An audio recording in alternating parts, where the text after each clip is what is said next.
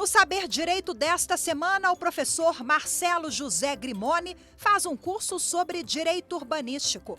Durante as 5 aulas, serão abordados o urbanismo no Brasil, o Estatuto da Cidade, planejamento urbano, formas estatais de intervenção e a matéria na Constituição Federal de 1988.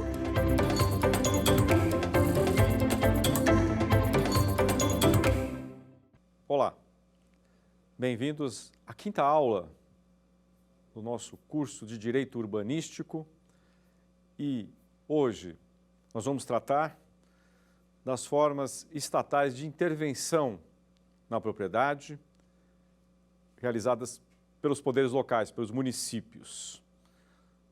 A nossa última aula do direito urbanístico.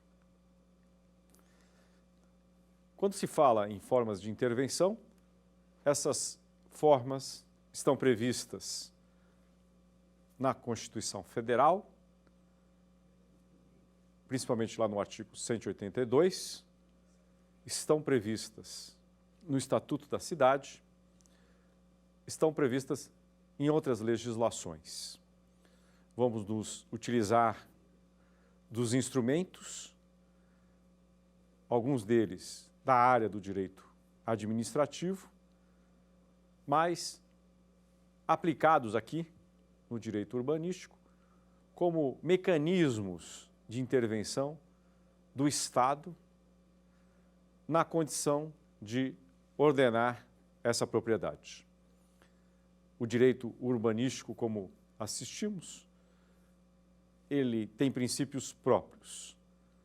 Esses institutos que nós estamos mencionando do direito administrativo, aqui são aplicados com uma condição, a condição dos imóveis estarem em conformidade com o que chamamos de ordem urbana. A preocupação contemporânea do direito urbanístico é com os seres humanos, como nós vimos. Eles que são os destinatários da nossa legislação. A preocupação é realizar uma intervenção na propriedade, não como forma de subtração de direitos, mas como forma de responsabilizar esses proprietários que não se preocuparam com a vida em comunidade, não se preocuparam com a vida nas cidades.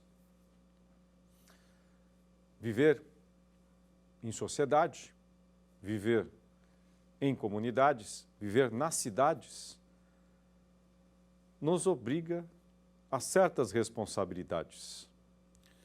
Há um falso entendimento de que os direitos são absolutos. Eles, na verdade, condicionam os seus respectivos destinatários a responsabilidades. Há um brocardo romano que diz que para cada direito, uma obrigação.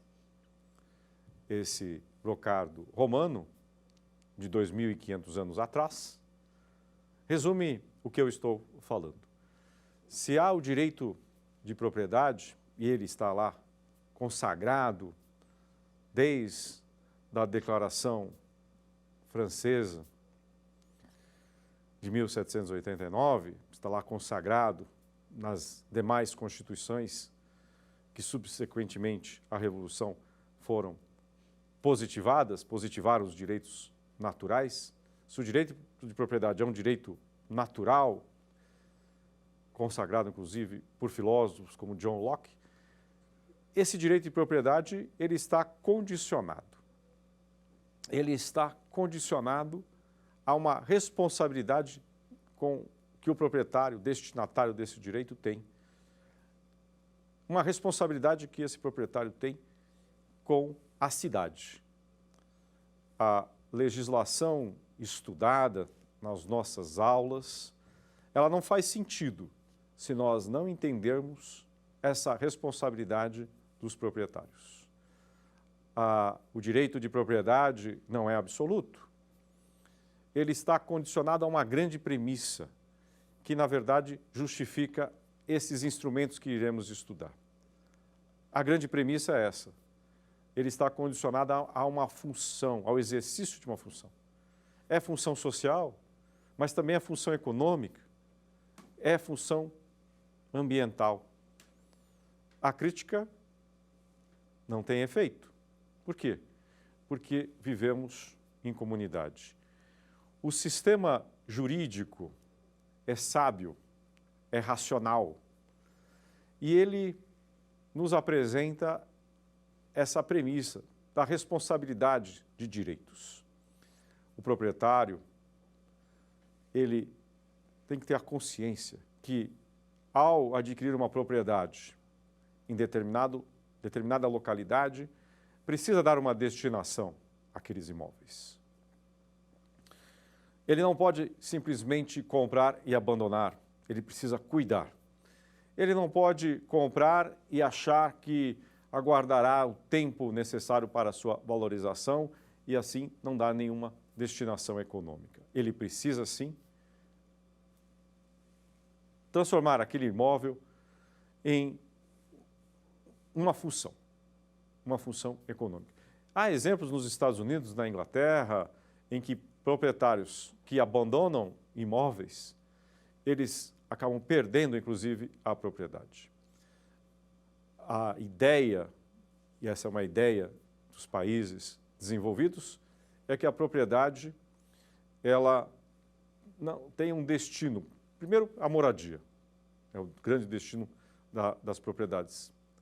Depois, o desenvolvimento de uma atividade econômica. Portanto, a especulação imobiliária, tão presente na nossa sociedade, ela deve ser combatida por essa ordem urbanística, pelo direito urbanístico. E aqui eu aponto na nossa aula, para encerrar esse curso, quais são esses instrumentos que têm esse objetivo de neutralizar ou, pelo menos, minimizar a especulação imobiliária, fazendo com que todos se comportem com uma premissa que todos contribuem para a formação de uma cidade sustentável, para uma cidade com a preocupação social. O primeiro instrumento que eu destaco é o parcelamento, a edificação ou a utilização compulsória. Para que esse instrumento seja utilizado, que vai compelir aquele proprietário que comprou uma área enorme, em uma área já adensada, para fins de especulação imobiliária, a legislação vai exigir dele que aquela propriedade não fique à mercê do tempo, que aquela propriedade tenha um destino. E aí vai exigir ou que ele realize, então, parcelamento, já que ele não tem condições de dar uma destinação econômica, ou que ele promova uma edificação naquele terreno, por exemplo, ou que ele utilize, ele loque aquele terreno. Porque a ideia é não deixar espaços vazios nas cidades. A ideia é que as cidades tenham ocupação. O que acontece, por exemplo, no centro da cidade de São Paulo? Muitos imóveis vazios e, de forma proposital, estão lá vazios. Algumas famílias proprietárias detêm muitos imóveis no centro da cidade. E aí, para que o preço do aluguel não caia, eles mantêm esses imóveis vazios, ou permitem invasões, ou colaboram com as invasões. Com isso, o preço da locação permanece inalterado, não cai. A premissa, né, de Adam Smith, né, que o próprio mercado controla os preços, não se aplica nesse caso. Por quê? Esses proprietários, eles detêm a maioria desses imóveis e, de forma proposital, intencional, deixam esses imóveis vazios. Intencional para a manutenção dos preços. Intencional para a manutenção desses valores. Afastando moradores afastando empreendedores, microempreendedores que poderiam estar no centro, morando e empreendendo. Mas o preço, às vezes, da locação os afasta. O preço da locação os afasta de vários lugares, de várias cidades no nosso país. Então, qual é o grande instrumento que a prefeitura, que as prefeituras, que os governos municipais têm previsto na nossa Constituição?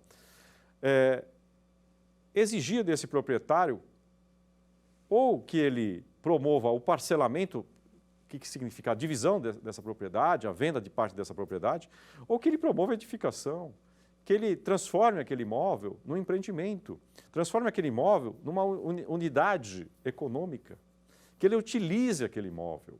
Se ele não quer utilizar, que ele loque aquele imóvel. E com isso, com mais ofertas de imóveis no mercado imobiliário, com mais possibilidades no mercado imobiliário, nós teremos aí sim a aplicação da lei do mercado, da oferta e da procura. Nós teremos aí a diminuição do valor das locações, a diminuição dos valores de venda. Como eles realizam essas atividades de controle dessas propriedades, os preços ficam sempre mantidos num alto valor.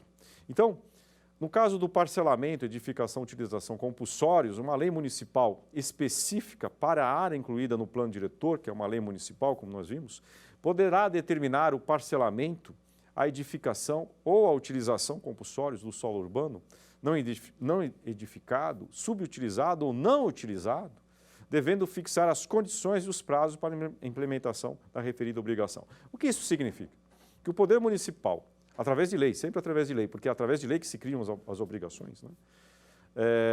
Como diz, né, a premissa, eu posso fazer tudo menos o que é proibido, eu só serei compelido a uma obrigação através da lei. A lei é que cria as obrigações, a lei que cria as proibições. Então, o poder municipal, consagrando esse princípio que está na Constituição, lá no artigo 182, vai incluir uma área, em áreas específicas, para urbanização, imóveis que estão sendo subutilizados, né?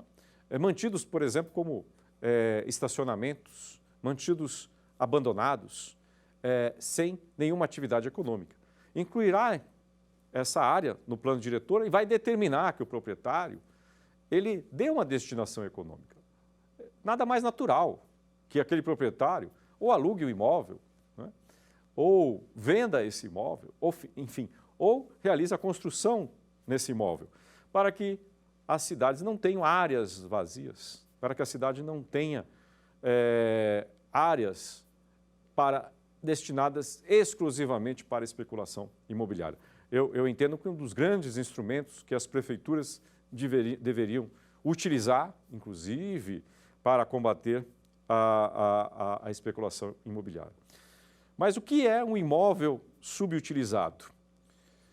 O imóvel subutilizado, segundo a própria legislação, é aquele cujo aproveitamento seja inferior ao mínimo definido no plano diretor, ou em legislação que complete esse plano diretor, que é a grande lei municipal de ordenação das cidades.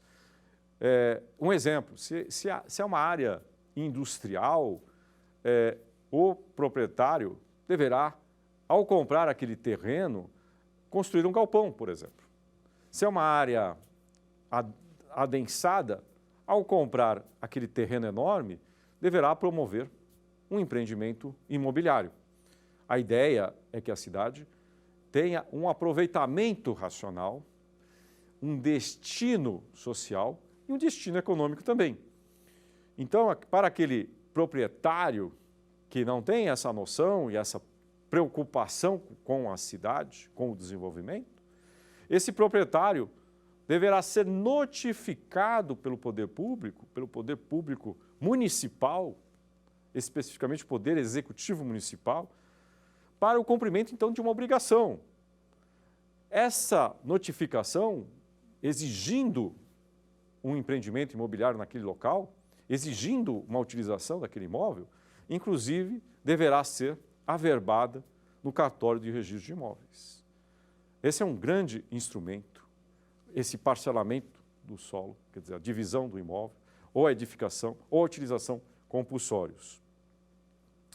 Essa notificação far-se-á por funcionário do órgão competente do poder público municipal, ao proprietário do imóvel, ou, se for uma empresa ou uma pessoa jurídica, para aquele que tem os poderes de gerência ou administração dessa empresa, e essa notificação vai exigir, então, desse proprietário, pessoa física ou pessoa jurídica, um comportamento conforme o plano diretor.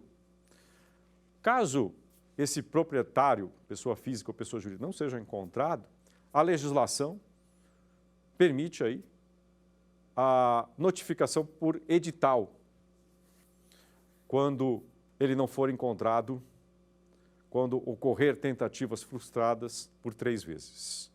Então, há a possibilidade dessa notificação ser, inclusive, por edital, geralmente nos diários oficiais dos municípios. Uma vez notificado, esse proprietário, ele terá um prazo de 1 ano para que seja protocolado um projeto no órgão municipal competente. Ou seja, ele recebe a notificação, ele vai ter um prazo de 1 ano para demonstrar para o Poder Público Municipal o empreendimento que pretende dar àquele imóvel, e aí um terreno aí, que está subutilizado, né? Está lá quase que abandonado.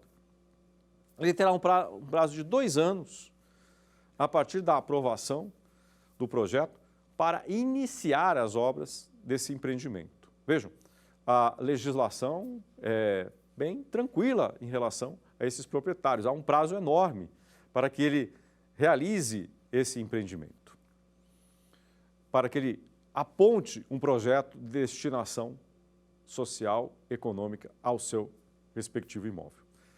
E caso esse proprietário, né, ele ultrapasse esse prazo, né, ele teve lá 1 ano para o projeto, 2 anos para completar o projeto, né, se caso ele descumpra com isso, nós teremos uma segunda medida, já mencionada nas aulas passadas, que é o IPTU, progressivo no tempo. Aqui, esse IPTU, que é Imposto Predial Territorial Urbano, não tem a expectativa de arrecadação. Ele não tem essa possibilidade de arrecadar.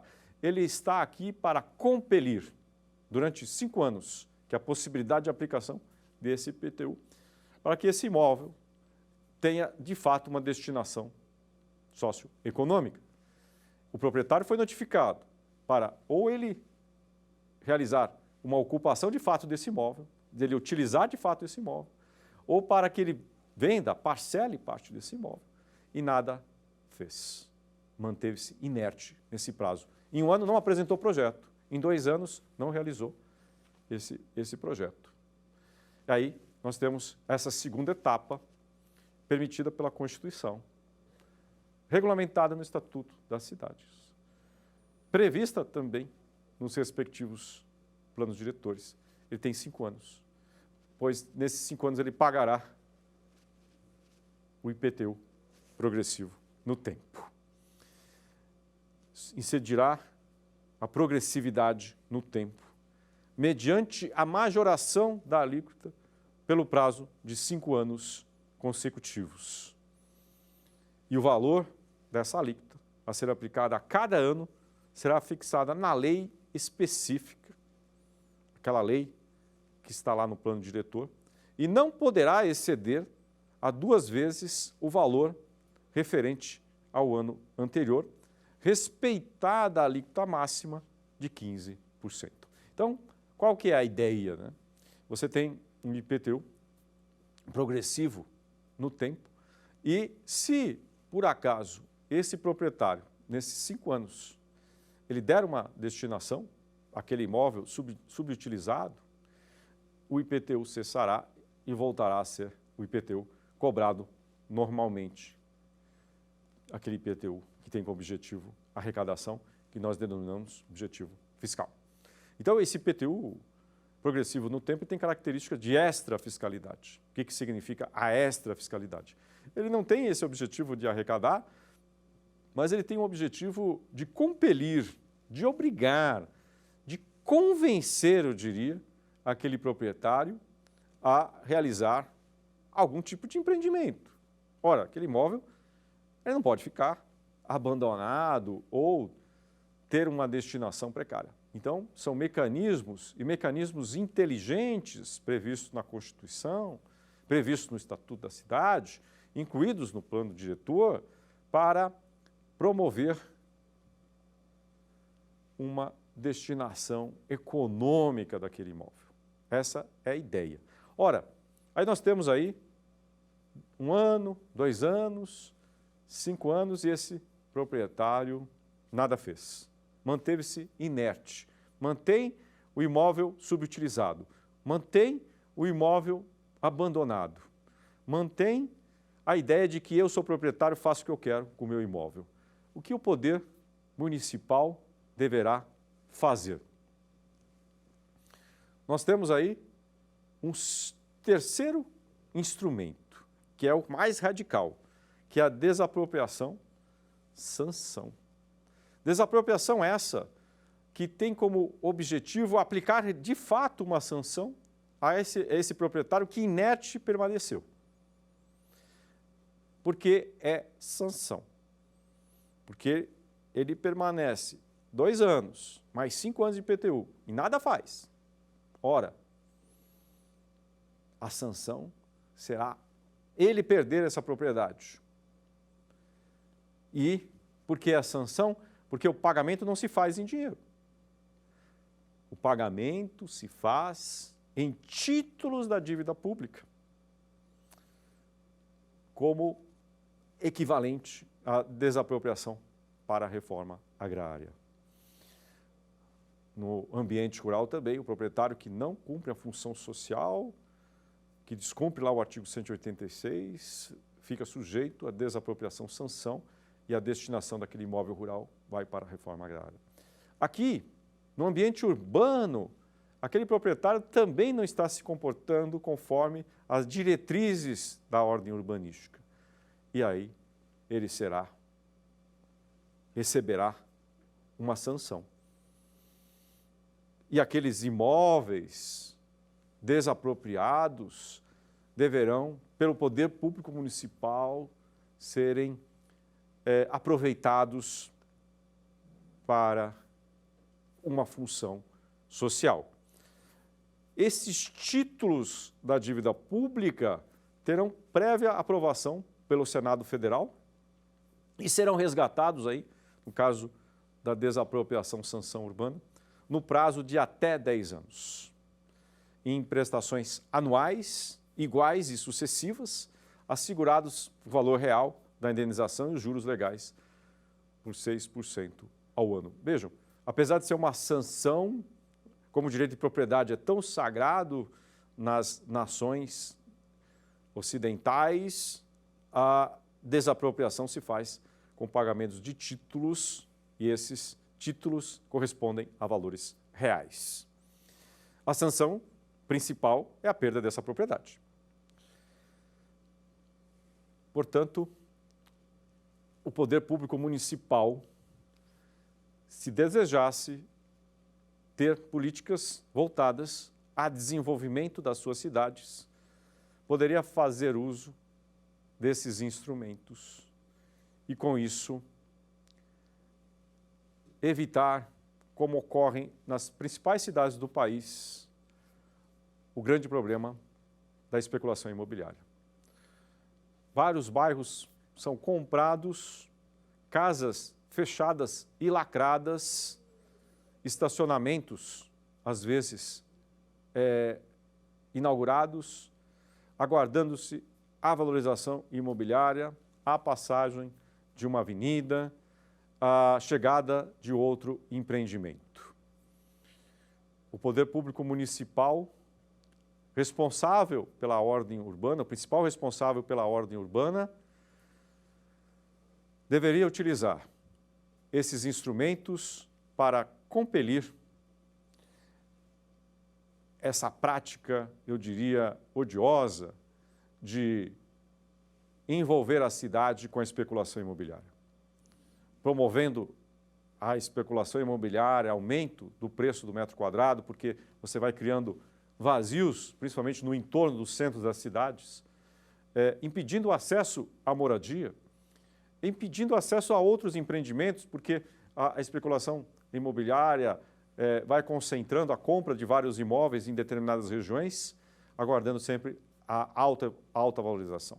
Eu sempre falo nas minhas aulas, o imóvel não é uma commodity, né? Não poderia ser objeto de negociação em bolsas, mas aqui no Brasil ele é uma espécie de commodity, né? Ganha-se muito com a especulação imobiliária. Portanto, o direito urbanístico enfrenta isso com esses instrumentos. E a responsabilidade é do poder público municipal, porque ele que, eu diria, na ordem urbanística, ele que coloca a ordem no ambiente municipal. Um outro grande direito, que eu diria, e não é nem instrumento, é direito, é o denominado uso capião especial de imóvel urbano, previsto na Constituição. Aquele que possuir como sua área ou edificação urbana de até 250 metros quadrados por 5 anos, ininterruptamente e sem oposição, utilizando-a para sua moradia e de sua família, adquirirá o domínio, desde que não seja proprietário de outro imóvel urbano ou rural.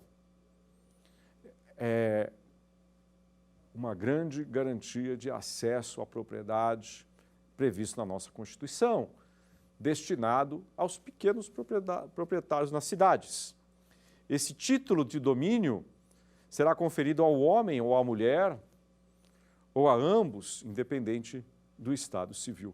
Esse é um grande acesso, né, previsto na nossa Constituição, à propriedade a partir da posse. É um grande acesso à democratização do acesso à propriedade. Eu sempre falo em minhas aulas, em 1850, quando nós tivemos aqui a lei de terras, a propriedade passou a ser acessada apenas pela compra. Se limitou à possibilidade do acesso pela posse. Lá nos Estados Unidos, fazendo uma comparação, a lei de terras norte-americana permitiu o acesso à propriedade pela posse. Por isso que os Estados Unidos, no século XIX, foram construídos a partir de milhares de proprietários que trabalharam a terra e com o trabalho da terra tiveram a sua propriedade. E aqui no Brasil, nós dificultamos o acesso à propriedade, dificultamos o acesso ao domínio, né? E a Constituição veio a reparar isso, o direito urbanístico vem a reparar isso, pois as políticas públicas precisam ser voltadas à regularização das propriedades e o acesso aos títulos. E a uso capião especial de imóvel urbano é um grande instrumento de acesso à propriedade. Nós temos um outro instrumento previsto também no Estatuto das Cidades, previsto como instrumento de regularização e ocupação desse solo, que é o direito de superfície. O proprietário urbano poderá conceder a outrem o direito de superfície do seu terreno, por tempo determinado ou indeterminado, mediante uma escritura pública registrada no cartório de registro de imóveis. Então, você pode conceder esse direito de superfície. Quando você, às vezes, não tem como utilizar toda aquela área, você pode conceder a outrem. O direito de superfície abrange o direito de utilizar o solo, o direito de utilizar o subsolo ou o espaço aéreo relativo àquele terreno, na forma estabelecida no contrato respectivo, atendida à legislação urbanística. Esse é um grande instrumento também do direito urbanístico. A concessão do direito de superfície poderá ser gratuita ou onerosa. Muitas vezes nós temos áreas que não podemos conservá-las e aí concedemos até gratuitamente para que alguém faça uso desse direito de superfície, realizando a manutenção desse imóvel. Um outro grande instrumento que deve ser utilizado pelo poder público é o direito de preempção. O que é esse direito de preempção? Esse direito confere ao poder público municipal a preferência para a aquisição do imóvel urbano objeto de alienação onerosa entre particulares. Em algumas áreas onde há irregularidades ou em algumas áreas que precisam passar por processos de urbanização, o poder público tem essa ferramenta. Ele passa a ter preferência em determinadas áreas, assim consideradas pela legislação, nas vendas desses imóveis. Ora, qual é o objetivo disso? O objetivo é que o poder público municipal compre aquelas áreas e, comprando, inicie um processo de urbanização, inicie um processo de instalação de equipamentos públicos. A lei municipal, baseada no plano diretor, vai delimitar as áreas em que incidirá esse direito de preempção. Vai fixar prazo de vigência nunca superior a 5 anos, renováveis a partir de 1 ano após o decurso do prazo inicial de vigência.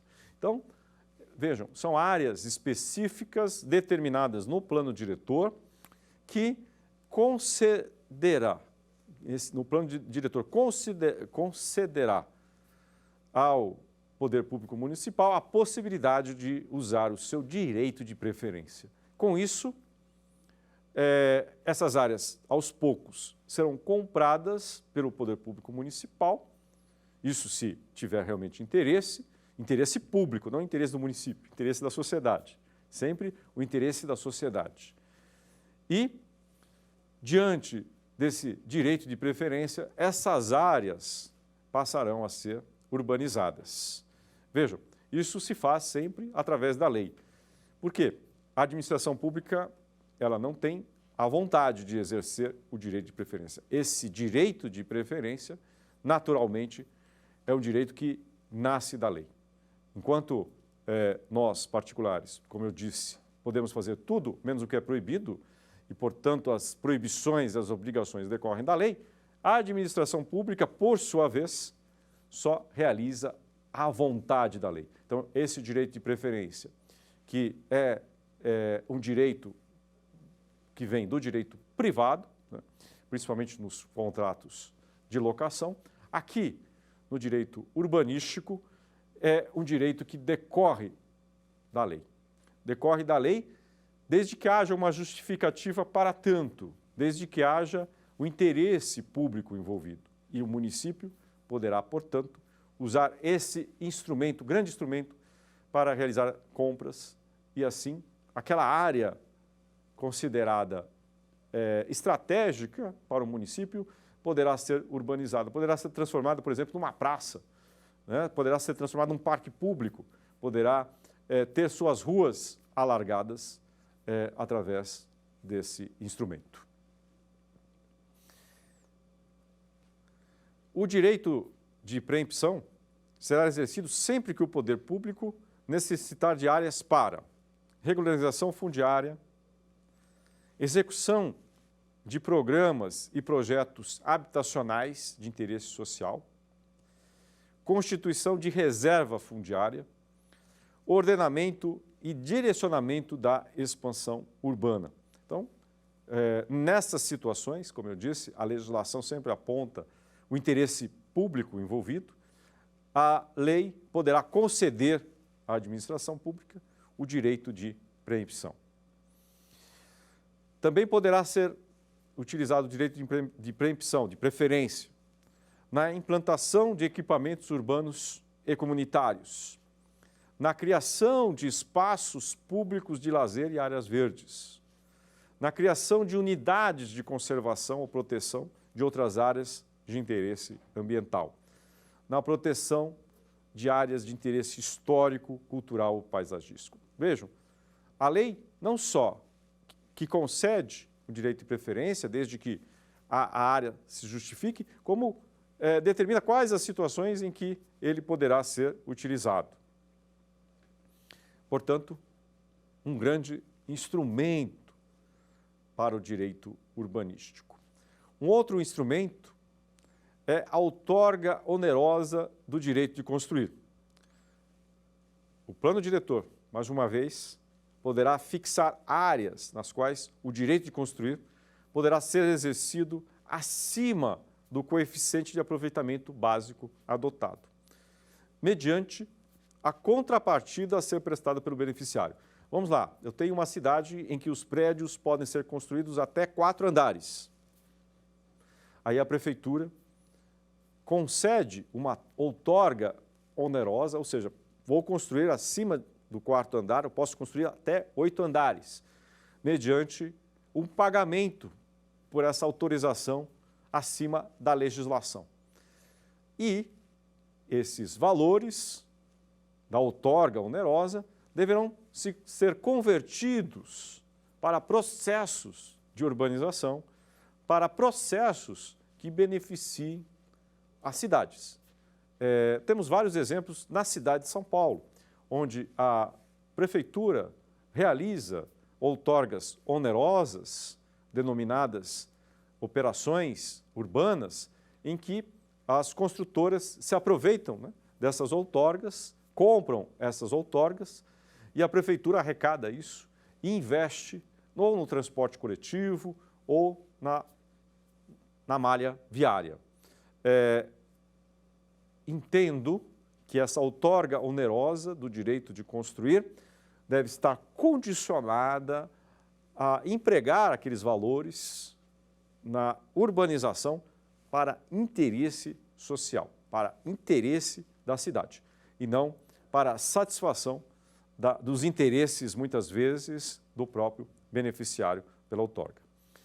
Então, o plano diretor poderá fixar, então, áreas nas quais poderá ser permitida a alteração do uso do solo mediante a contrapartida a ser prestada pelo beneficiário. É o que denominamos a outorga onerosa do direito de construir. Além da outorga onerosa, nós também temos as denominadas operações urbanas consorciadas. Também grande instrumento de urbanização. Então, uma lei municipal específica, novamente, né, baseada no plano diretor, poderá delimitar área para aplicação das denominadas operações urbanas consorciadas. O que é essa operação urbana consorciada? Muito presente nas grandes cidades. Então, considera-se operação urbana consorciada um conjunto de intervenções e medidas coordenadas pelo poder público municipal, com a participação dos proprietários, dos moradores, dos usuários permanentes e investidores privados, com o objetivo de transformar determinada área, de realizar melhorias, de valorizar o ambiente. Também um grande instrumento para a urbanização. Um instrumento com a participação de todos, iniciativa privada e poder público. Nós também temos um outro denominado transferência do direito de construir. Então, também uma lei municipal poderá autorizar o proprietário de imóvel urbano, privado ou público, a exercer em outro local ou alienar, mediante escritura pública, o direito de construir, previsto no plano diretor ou em legislação urbanística dele decorrente, quando o referido imóvel for considerado necessário para fins de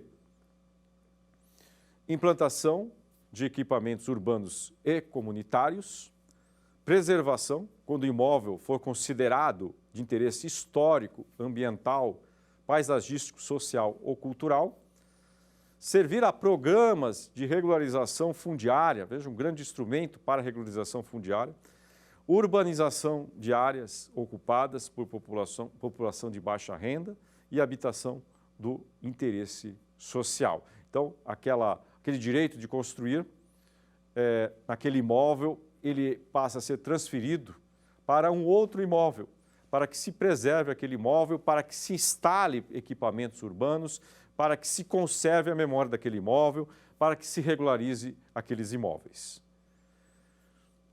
Falei tanto do plano diretor. O que seria esse plano diretor? Nós estudamos durante essa semana o direito urbanístico. E onde está o centro do direito urbanístico? A Constituição, ápice do direito, estabelece os princípios.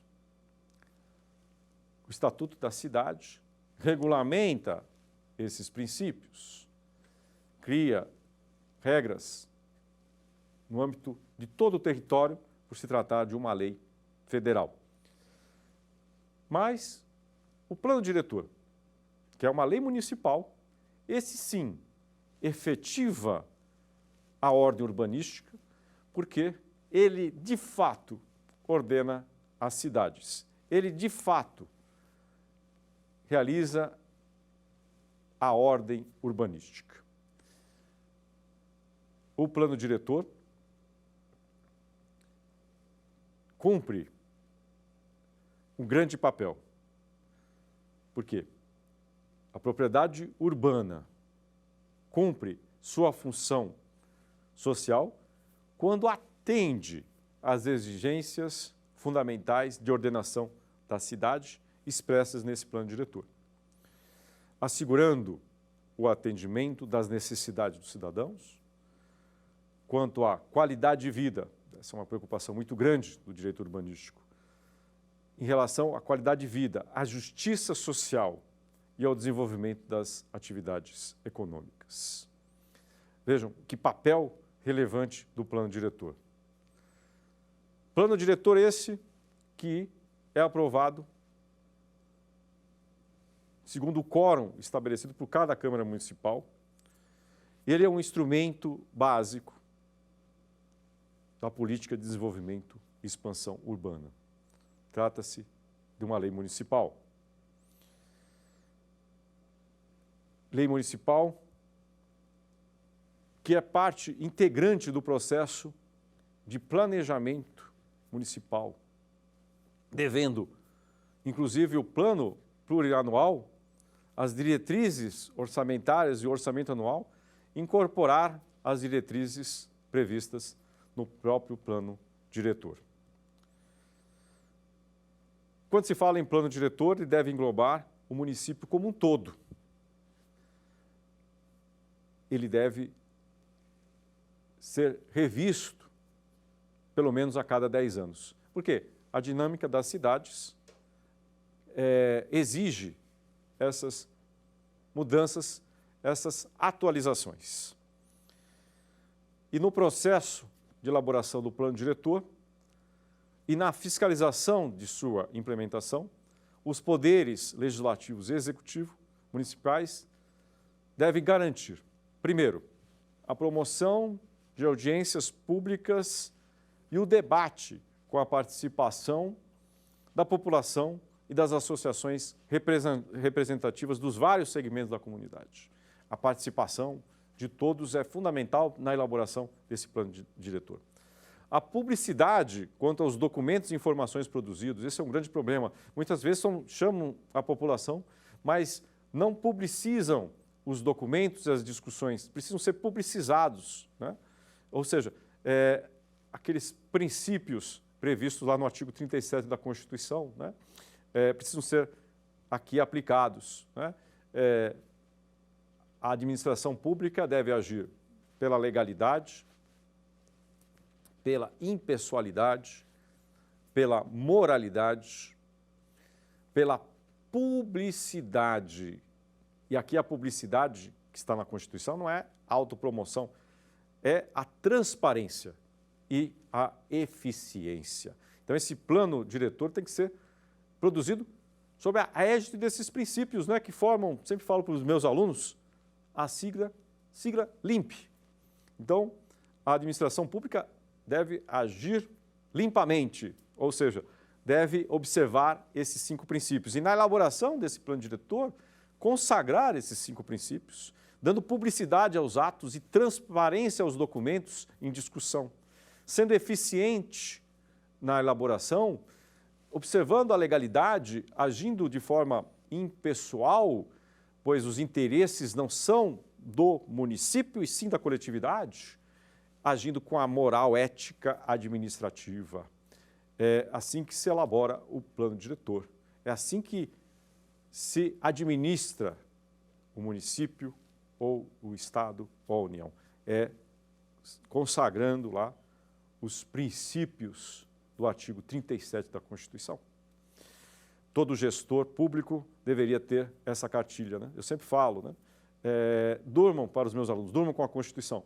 O gestor público deveria ter pesadelos com a Constituição, pois se não observar, né, não estará de acordo com o interesse público. Pesadelos no bom sentido, né? Sonhar com os princípios do artigo 37, né? E ter uma vida limpa, né? Limpa no sentido de seguir o princípio da legalidade, da impessoalidade, moralidade, publicidade e eficiência. Essa é a regra para os nossos gestores públicos, essa é a regra que todos deveriam seguir. Esse é o conselho que eu falo, que passo sempre para os meus alunos. Nós temos outros instrumentos previstos em outras legislações. Um deles é a servidão administrativa, né? Instituto do Direito Civil e que se aplica aqui também ao direito urbanístico, né? Se aplica ao direito administrativo, né? Nós podemos definir a servidão como um direito real sobre um prédio instituído em favor de outro prédio pertencente a dono diverso. Aqui, na verdade, nós temos a servidão afeta a um serviço público, né? Por exemplo, na servidão de energia elétrica, nós temos aí o prédio particular, né, sendo, de certa forma, condicionado, né, a passagem dessas linhas de distribuição, e aí nós temos o que denominamos a servidão para um serviço público.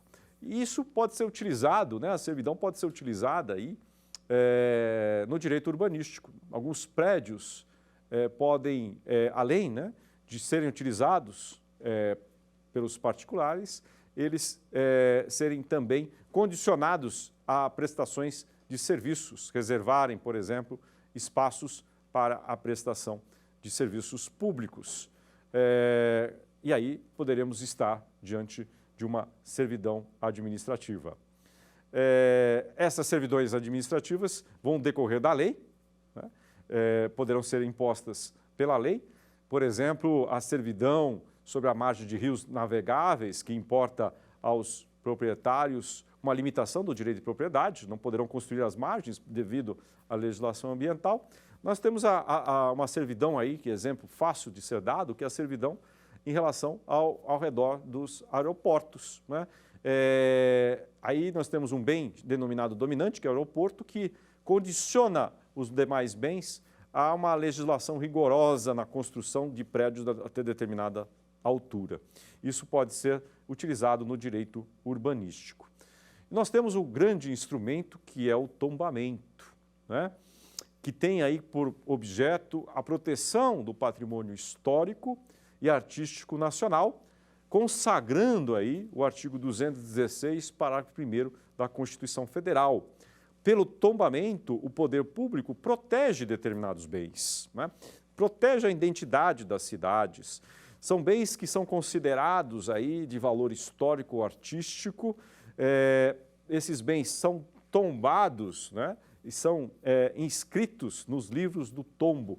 Qual é a origem, né, da palavra tombamento, né?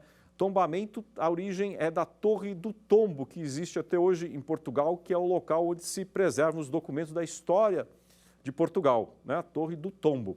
E aqui, esse nome foi incorporado também no nosso direito, né? Então, tombamento significa proteção daquele bem.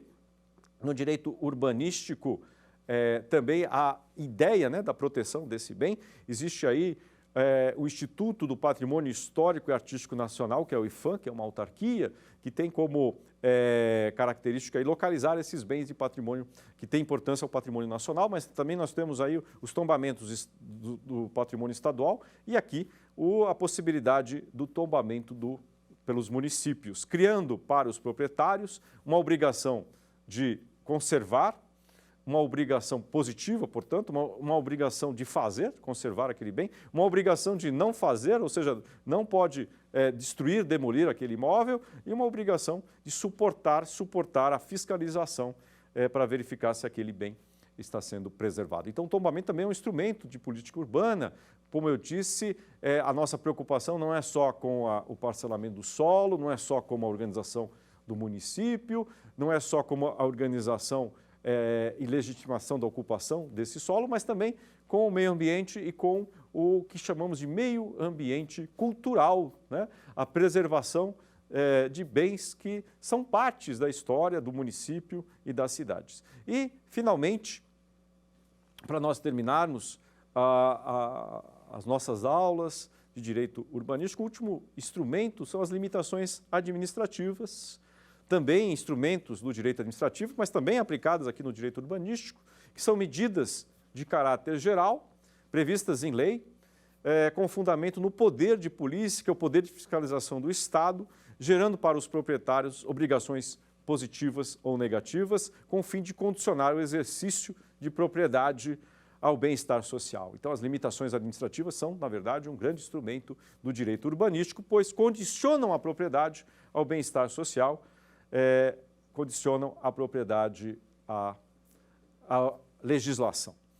E, com isso, né, nós terminamos a nossa aula dizendo que de tudo isso, a importância de tudo isso está relacionado também a uma gestão democrática da cidade, a participação de todos, né, na elaboração do plano diretor, né, na importância não só da organização dessa cidade, mas também na preservação ambiental, na preservação da memória, ou seja, a ideia de que a cidade é nossa, a ideia de que o direito urbanístico não só ordena as cidades, mas também garante direitos.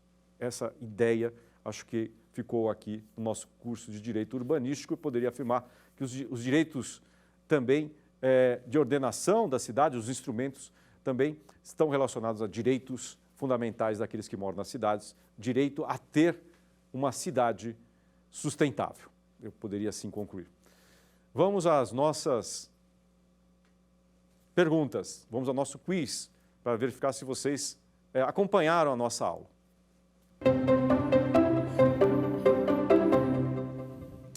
Não é instrumento da política urbana o zoneamento ambiental, o plano plurianual, letra C, diretrizes orçamentárias e orçamento anual, e letra D, nenhuma das alternativas. Você já sabe a resposta? NDA, nenhuma das alternativas, porque todos são instrumentos da política urbana. O zoneamento, o plano plurianual, as diretrizes orçamentárias, todos fazem parte do que nós vimos, dos instrumentos de políticas públicas no âmbito municipal. Vamos à segunda pergunta. O plano diretor não é obrigatório para cidades com até 20 mil habitantes, letra A. Letra B, integrantes de regiões metropolitanas e aglomerações urbanas. Letra C, onde o poder público municipal pretende utilizar os instrumentos previstos no parágrafo 4º do artigo 182 da Constituição Federal. Letra D, integrantes de áreas de especial interesse turístico. Você já sabe a resposta? Com até 20 mil habitantes. Na verdade, ele é obrigatório para cidades com mais de 20 mil habitantes. Então, a resposta é a letra A. Vamos ao nosso último teste de hoje. Para garantir a gestão democrática da cidade, deverão ser utilizadas, entre outros, os seguintes instrumentos. Letra A, eleições para prefeito e vereadores. Letra B, eleições para subprefeitos, prefeitos e vereadores. Letra C, órgãos colegiados de política urbana, nos níveis nacional, estadual e municipal, debates, audiências e consultas públicas, conferências sobre assuntos de interesse urbano nos níveis nacional, estadual e municipal. E letra D, centralização das decisões e eleições diretas. Você já sabe a resposta? Resposta letra C. Como nós vimos, a gestão participativa das cidades, segundo o direito urbanístico, leva em consideração os órgãos colegiados de política urbana nos níveis nacional, estadual e municipal, debates, audiências e consultas públicas, conferências sobre assuntos de interesse urbano nos níveis nacional, estadual e municipal. Com isso, nós terminamos essa semana falando de vários tópicos do direito urbanístico. Começamos a definir urbanismo, urbanização e direito urbanístico. Entendemos a natureza jurídica, os princípios que regem o direito urbanístico. Falamos da Constituição, da Federação e o direito urbanístico. Passamos pelo Estatuto da Cidade, pelo Estatuto das Metrópoles. Falamos dos instrumentos de ordenação do solo, da importância hoje da regularização fundiária. Falamos da mobilidade urbana, tecemos considerações sobre a questão do lixo e falamos da sustentabilidade. E finalizamos hoje com instrumentos jurídicos de intervenção na propriedade pelos poderes locais, pelas prefeituras. Eu gostaria de agradecer a participação e audiência de vocês. Espero que tenham gostado desse tema e deixar essa mensagem. Há um direito a cidades sustentáveis, há um direito fundamental a viver em cidades sustentáveis que tenham uma preocupação social, ambiental e econômica. Nós estamos e vivemos em cidades e nós temos um direito fundamental, um direito a ter cidades humanizadas. Até mais. Obrigado. Quer dar alguma sugestão de tema para os cursos do Saber Direito? Mande um e-mail para a gente, saberdireito@stf.jus.br, ou entre em contato pelo WhatsApp. O número é esse que aparece na sua tela. Você também pode estudar pela internet. Acesse o nosso site tvjustiça.jus.br ou pode rever as aulas no canal do YouTube TV Justiça Oficial.